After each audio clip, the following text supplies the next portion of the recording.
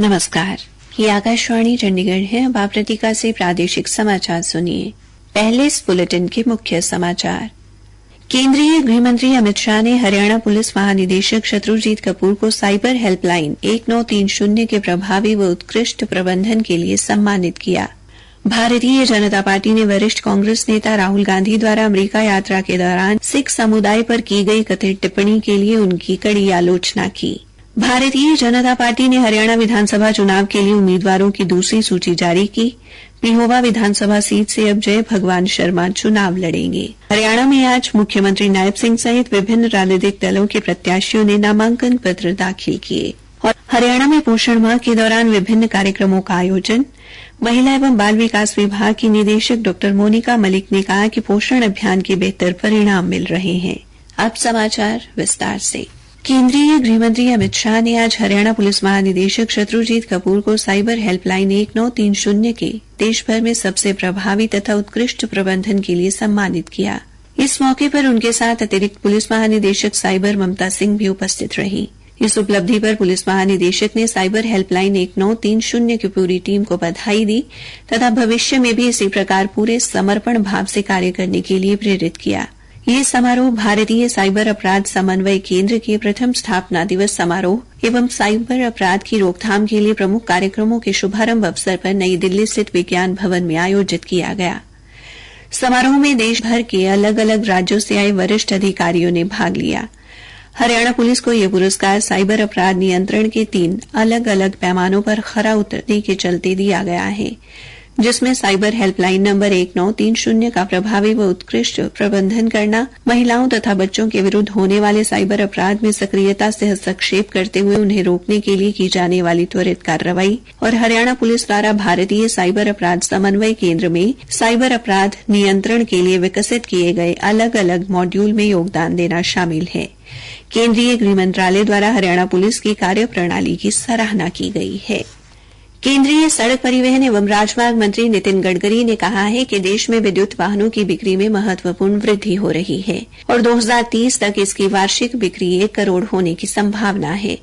उन्होंने कहा कि विद्युत वाहनों की बिक्री में वृद्धि से 5 करोड़ नौकरियों का सृजन होगा।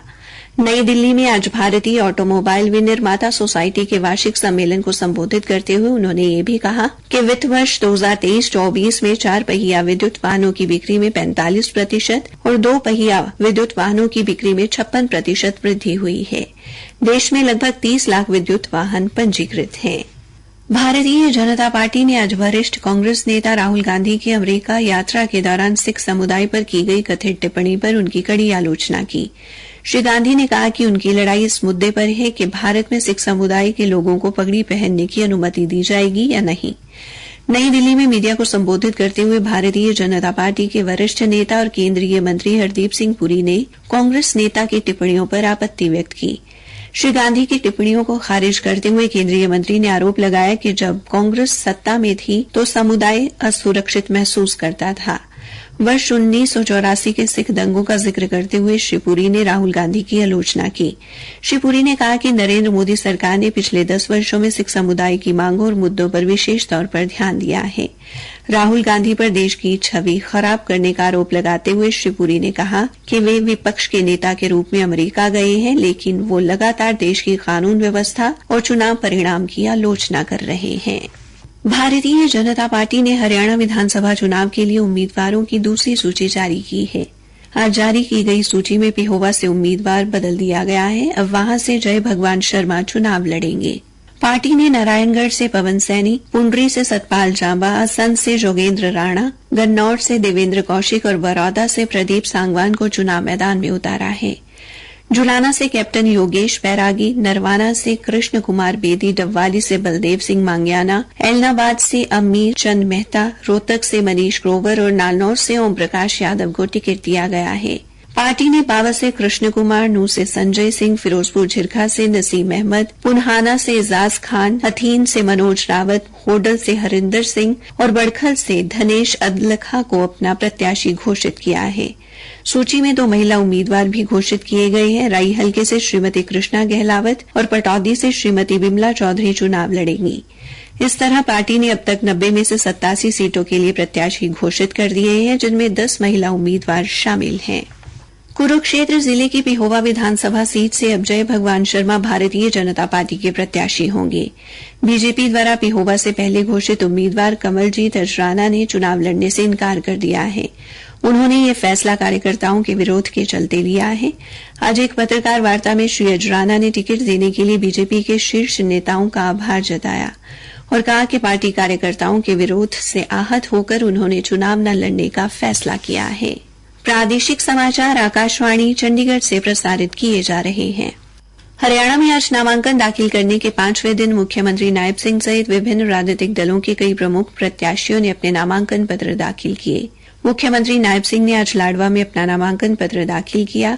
वो ट्रैक्टर चलाकर नामांकन दाखिल करने पहुंचे। इस अवसर पर केंद्रीय मंत्री मनोहर लाल भी उनके साथ उपस्थित रहे।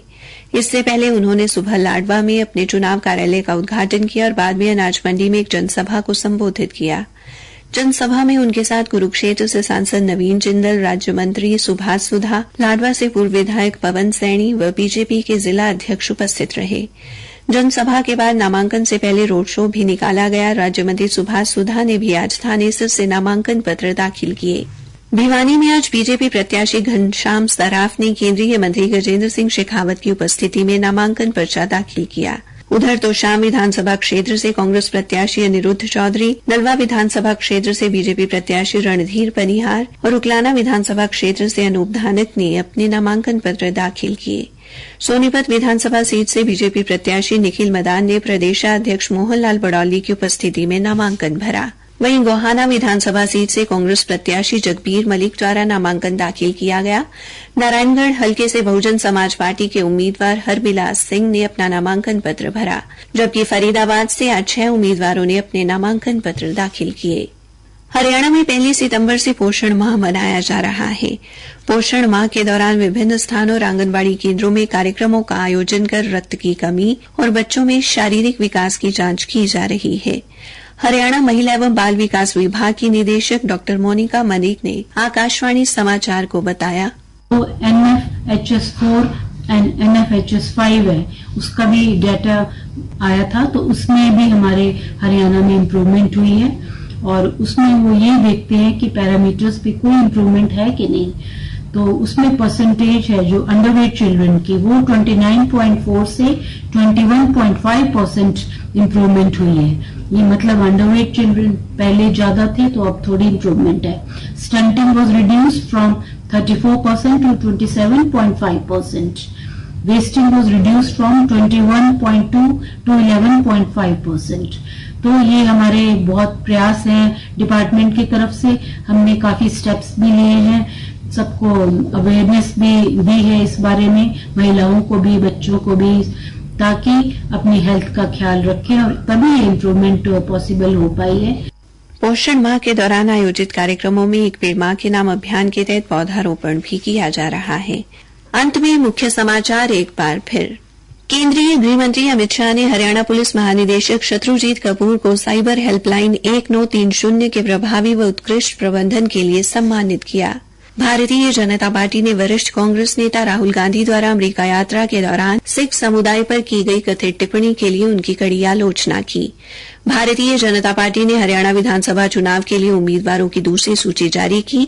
पिहोवा विधानसभा सीट से अब जय भगवान शर्मा चुनाव लड़ेंगे। और हरियाणा में आज मुख्यमंत्री नायब सिंह सहित विभिन्न राजनीतिक दलों के प्रत्याशियों ने नामांकन पत्र दाखिल किए।